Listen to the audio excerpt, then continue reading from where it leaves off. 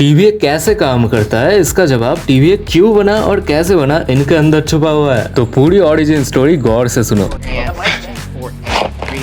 TVA time variance authority, इसके अभी तक हम दो वर्जन्स जानते हैं, एक ही हू रिमेन्स वाला, एक लोकी वाला। और मार्वल के आने वाले मूवीज को अच्छे से समझने के लिए इन दोनों के ही बारे में अच्छे से जानना बहुत जरूरी है। तो शुरू करते हैं ही हू रिमेन्स वाले से। ही हू रिमेन्स ने सीक्रेट टाइमलाइन को मेंटेन करने के लिए टीवीए बनाया था। और सीक्रेट टाइमलाइन क्यों बनाया? क्योंकि उसकी फटती थी अपने ही वेरिएंट से, इसलिए उसने मल्टीवर्स से अलग करके अपना एक सेपरेट टाइमलाइन बनाया। और उस टाइमलाइन में हर एक पॉइंट में क्या क्या होना चाहिए ये खुद डिसाइड किया करोड़ों सालों तक। एमसीयू की मेन टाइमलाइन यही सीक्रेट टाइमलाइन में आती है। तो टाइमलाइन में जब भी ब्रांचिंग होती है तो एक नया यूनिवर्स बनता है, और ऐसे ब्रांचिंग होते रहे तो मल्टीवर्स बनेंगे। यही उसके दिमाग में आता है एक मास्टर प्लान। देखो, टाइमलाइन में ब्रांचिंग किसी न किसी वेरिएंट की वजह से ही होता है, लेकिन ही हू रिमेन्स को मल्टीवर्स ही तो नहीं चाहिए। तो ही हू रिमेन्स ने जहाँ भी ब्रांचिंग हुआ वहां से वेरिएंट्स को उठा लिया और ब्रांच को प्रून कर दिया। अब ब्रांच को प्रून करने का मतलब है पूरे यूनिवर्स को इरेज कर दिया, जो हमारी सेल भी नहीं चाहती थी बाय द वे। तो ऐसे करते करते जब ही हू रिमेन्स के पास कई सारे वेरिएंट्स कलेक्ट हो जाते हैं, तब वो उन सभी की मेमोरी इरेज करके उन्हें टीवीए का टैग दे देता है, और ऐसे फॉर्म होता है पहला टीवीए। इन्हें पता था कि इन्हें ही हू रिमेन्स ने बनाया है। फिर ये टीवीए वाले और ब्रांचेस प्रून करके वेरिएंट्स कलेक्ट करते हैं। फिर उन वेरिएंट्स का टेस्ट होता है। टेस्ट में अगर देखते हैं कि वो वेरिएंट्स कुछ काम करने लायक है तो उन्हें टीवीए में ज्वाइन करवा लेते हैं, और अगर वेरिएंट्स निकम्मे हैं तो उन्हें भी प्रून कर देते हैं। जो नए वेरिएंट्स टीवीए में ज्वाइन करते हैं वो आगे और वेरिएंट्स जोड़ते जाते हैं, और ऐसा पिरामिड चलता रहता है। स्कीम कहीं सुनेला सुनेला लग रहा है, if you know you know.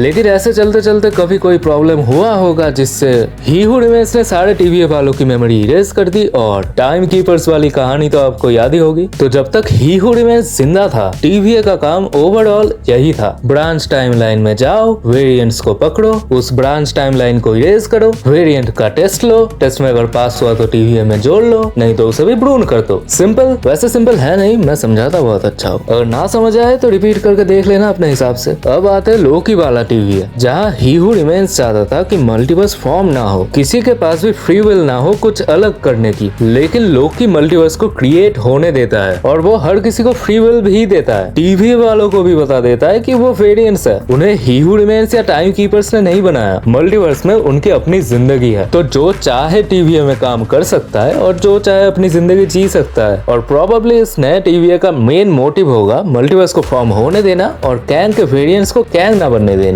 लेकिन यहाँ एक दिक्कत है, मल्टीवर्स में इनफाइनाइट यूनिवर्सेस है, तो इनफाइनाइट कैंग के वेरिएंट्स को कैसे रोकोगे? इसी वजह से कैंग के वेरिएंट्स आपस में मिल जाते हैं, मल्टीवर्सल वॉर हो जाता है, कोई एक वेरिएंट कैंग बन भी जाता है, और एवेंजर्स कैंग डायनेस्टी हो जाती है। ऐसा मार्वल का प्लान था, लेकिन आप सभी जानते हैं कि इनका केस क्या है। So the future is unpredictable now, और इसी में तो मजा है। पर इन्होंने डेडपूल को क्यों उठाया? ऑब्वियसली डेडपूल 2 के लास्ट में उसने जो कांड किया था टाइम ट्रैवल करके, उसके लिए। पर लोकी का टीवीए तो ऐसा नहीं है ना, वो तो सबको फ्री विल देता है और कोई भी कुछ भी कर सकता है। वो तो चाहता है कि मल्टीवर्स फॉर्म हो। हाँ, तो कुछ भी करोगे क्या? देखो, मुझे लगता है कोई ना कोई रूल तो होगा ही जिसे उसने ब्रेक किया होगा।